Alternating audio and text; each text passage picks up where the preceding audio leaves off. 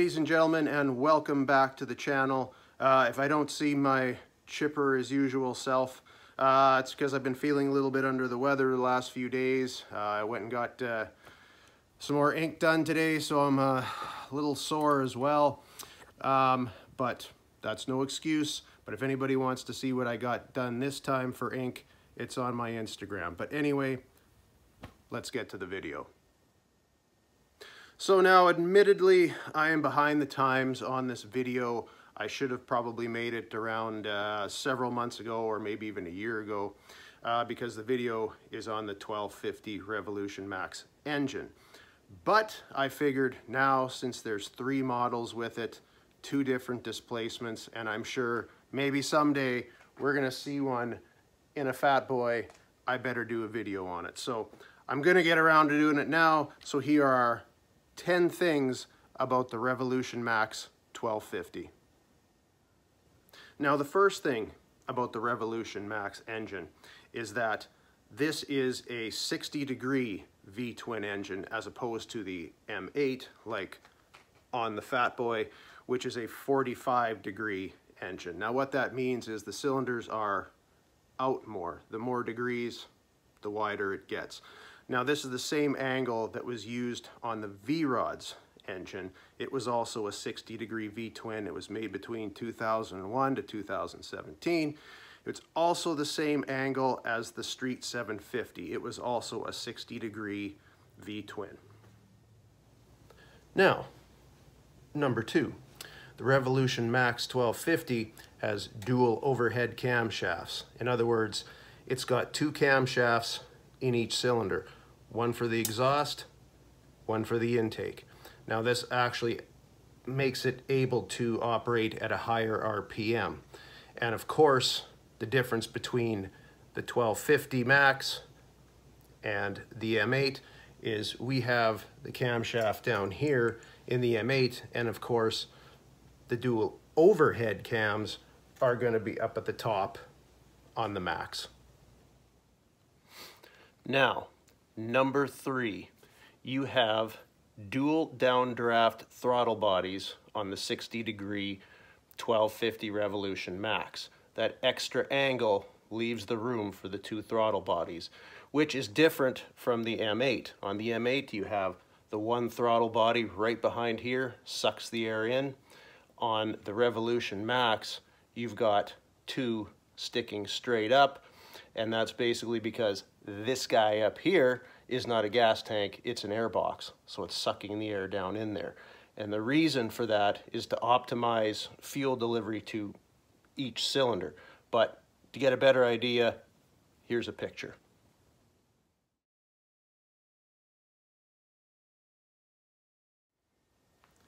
Now, number 4 is the obvious difference that this engine is a liquid-cooled engine, of course, as opposed to our M8 in the Fat Boy, which is air-cooled. Now, if it's liquid-cooled, it's obviously going to be better with temperature. It's going to keep that engine cooler.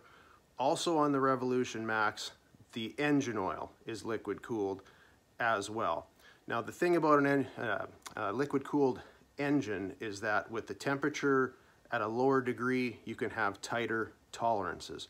Now, what do I mean by tolerances? I mean like the space between the parts, in other words. If you have an air-cooled engine, it's going to get much hotter. And steel, metal, it expands when it gets hotter. If you have a cooler engine, that steel, metal, those parts are not going to expand as much, and they don't need as much room in between to take up that expansion.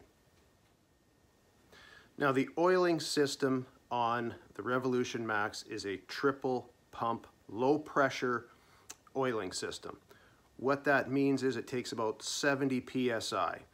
Now, the reason you want to have a low pressure is it reduces drag. It allows the engine to spin more freely.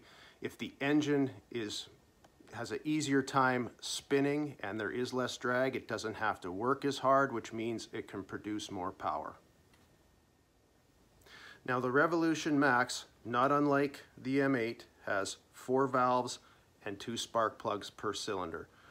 Having dual spark plugs in each cylinder, it makes the ignition better across. So it also has dual side strap spark plugs.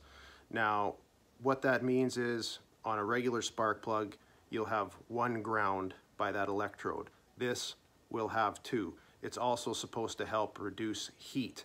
But if you're not too sure what a dual strap spark plug looks like, here's a picture.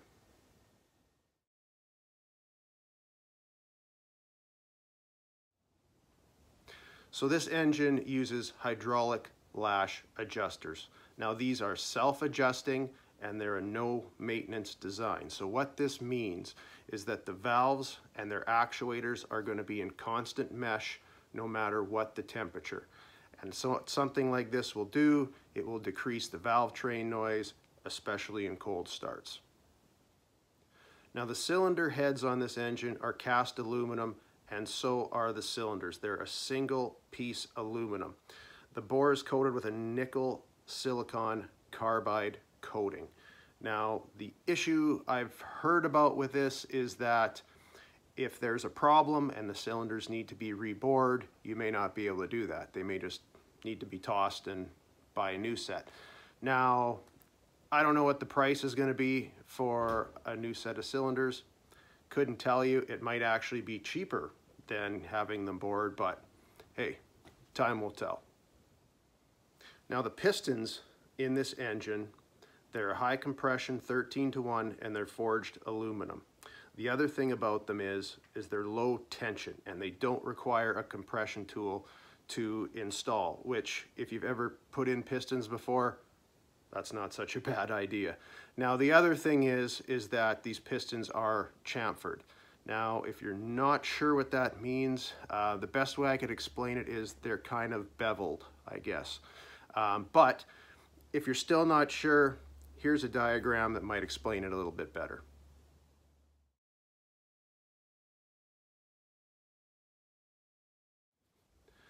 And finally, the last fact that I'm going to bring you about this engine is that the motor is a stressed member. It is a structural element. For example, the front, mid, and rear parts of the frame are bolted directly to the engine. Now what this does, it reduces weight and it also makes it a very highly rigid chassis.